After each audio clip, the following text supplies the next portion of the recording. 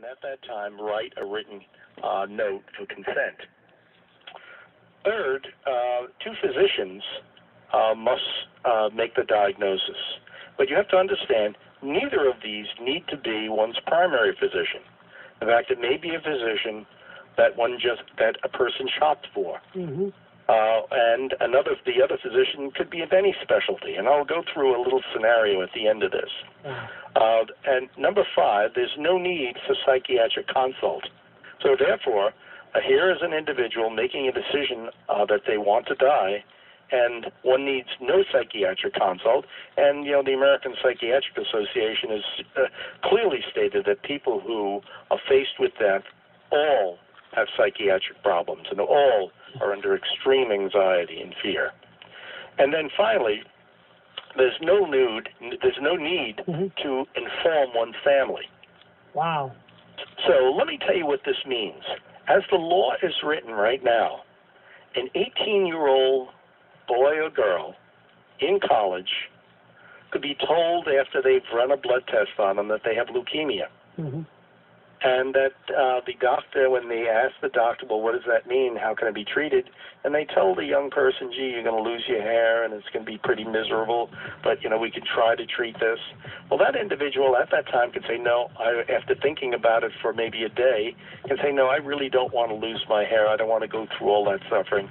I want a lethal dose. Unbelievable. Dr. Vince, we've got to take a quick break. When we come back, finish that story. Talking about an 18-year-old son, or boy, could be at college, and the parents are sending him to school, and he decides, hey, my medically, well, why don't you kind of just summarize it for those who just tuned in again on that question? Yeah, I think that, maybe just to summarize to people that, this has been passed by the governor. Yeah.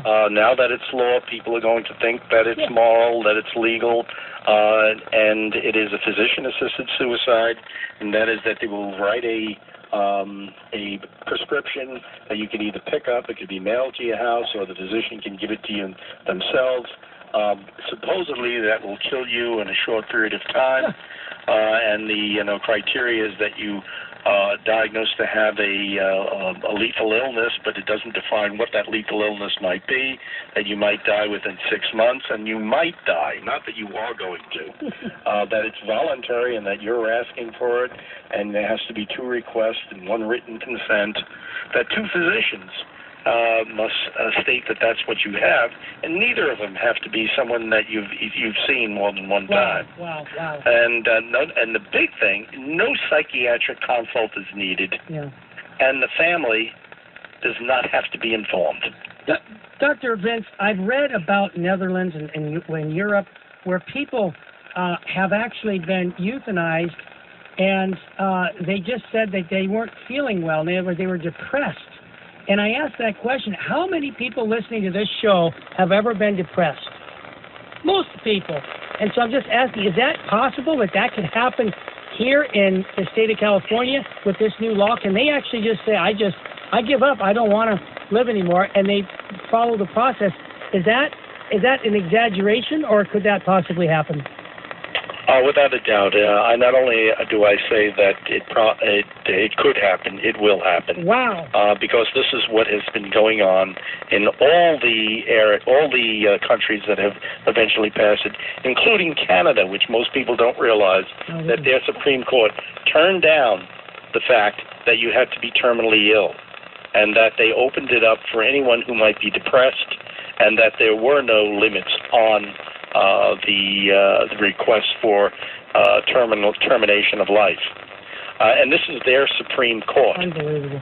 And so this is just north of us. Yeah. And so, one can anticipate there'll be, what we call incrementalization. That is, it'll be 1 request, and first it'll be for depression, which I think, terminal depression that people can't overcome. And so it'll gradually decay. But let me just tell you what can happen right now. Tell us. And that is that an 18-year-old who's in college or anywhere else could receive a blood count that their doctor tells them, or maybe just the doctor at the college, that says, hey, you have leukemia.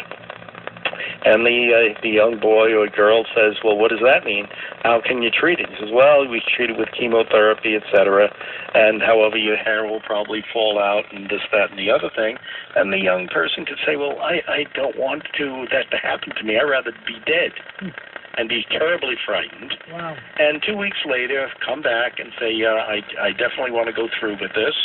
Not have any psychiatric evaluation, not inform the family, maybe because they're terribly depressed or whatever have you because of hearing this, and receive the lethal dose, and then the family would not know anything about this until the coroner came saying that they had died. And on the coroner's report would not be that they took a lethal dose, but the underlying illness, that is that they had possible leukemia. Okay, time out. What I heard is correct, Dr. Vince. You're saying the person is euthanized, but on the death certificate, it doesn't say that. Exactly. Okay.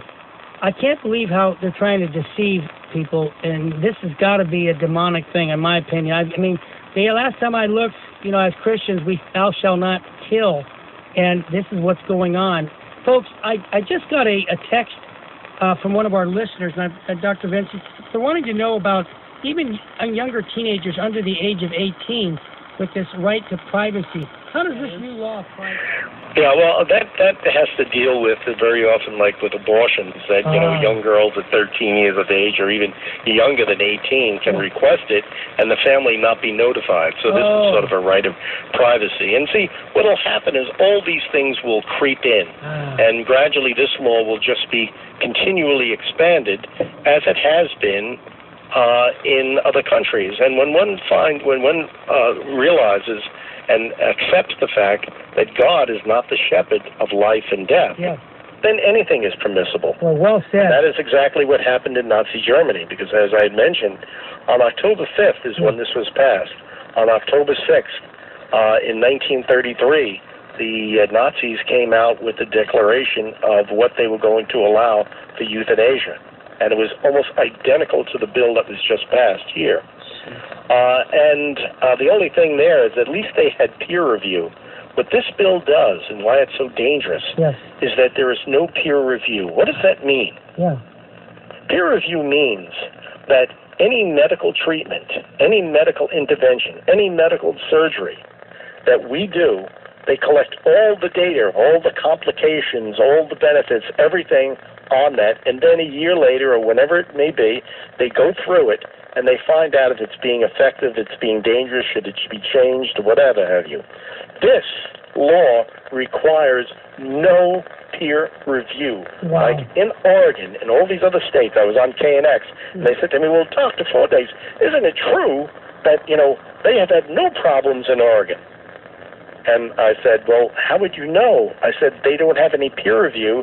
No one knows what has gone on in Oregon. As in fact, I do know what's going on in Oregon because I know a number of the physicians and a number of people who were incompetent, who had Alzheimer's disease, and who had undue influence by their families who could, take care of their inheritance, had their family member euthanized after two doctors had declared that they were incompetent, but they took them to doctors who this is what they do. And declared that the person was competent and had never seen the patient before. And it was very much like, my experience with Kevorkian. Kevorkian did the exact same thing. I was on the Charles Grodin show, in which there was a 39-year-old person who supposedly had MS, and he euthanized her and had a psychiatrist come and say that she was perfectly fine. Well, I read all the records. She had tried suicide 4 times before. And this person declared that she was okay. And also, I read the records, and there was no evidence whatsoever. As the neurologist said, there was no evidence whatsoever of multiple sclerosis. Dr. Vince, he got away with it. It's shocking to hear this. I'm thinking that the person listening right now, mom and dad, they have maybe their parents that are aging right now, and they're starting to wonder. They're thinking, well, you're talking, going, wait a minute.